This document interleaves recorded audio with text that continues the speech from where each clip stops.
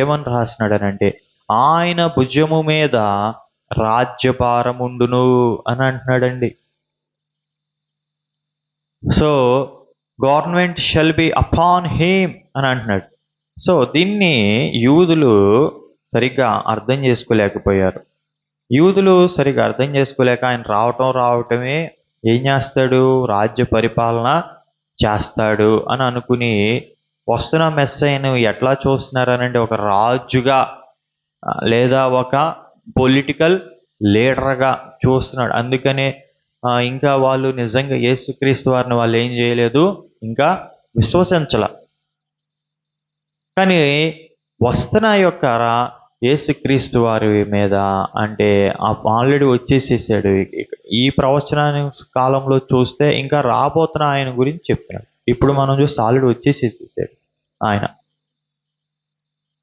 చూడండి ఎంత చక్కగా చెప్తున్నాడంటే, ఆయన భుజము మీద రాజ్యభారముండును అని అంటున్నాడండి.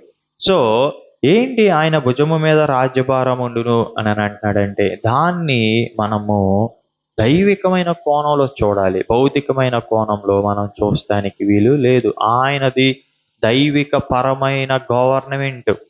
ఆయన రాజ్యము, ఆయన భుజముల మీద రాజ్యభారం ఉండనంటే ఏ రాజ్యము అని ఆలోచన చేస్తే ఆ రాజ్యము దైవిక రాజ్యము.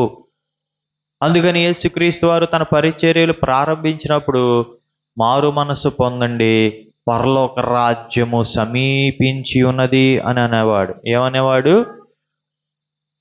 పరలోక రాజ్యము సమీపించి ఉన్నది అని అన్నాడు. అంటే ఏంటి అని అంటే, ఆయన రావటంతోనే దేవుని రాజ్యాన్ని, పరలోకపు డివైన్ దైవికమైన రాజ్యాన్ని, దేవుని రాజ్యాన్ని ఆయన ఏం చేశాడు, తీసుకుని వచ్చాడు.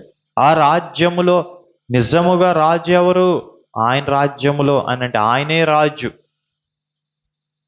టోటల్ సోవర్నిటీ అంటే సార్వభౌమ అధికారం కలిగిన వాడు ఎవరు అని అంటే చెప్పండి, ఆయన రాజ్యములో ఆయనే. ఎవరి ద్వారా? దేవుని యొక్క అనుమతితో చేస్తున్నాడు ఆయన. ఇప్పుడు మనకి ఒక అనుమానం ఉంటుంది, ప్రతి వారు కూడా యేసుక్రీస్తు వారికి నిజంగా 100% అధికారం ఉందా ఆయన రాజ్యంలో? అంటే దేవుని రాజ్యంలో దేవుడు, అలాగే కుమారుడు, పరిశుద్ధాత్ముడు. సో దేవుడు ఏం చేశాడనంటే ప్రతి దానికి కుమారుడికి ఏం చేశాడు, అధికారాన్ని ఇచ్చాడు. కుమారుడు కూడా తండ్రి ఏది చెప్తే అది పూర్తిగా చేసేసాడు. అంటే తండ్రి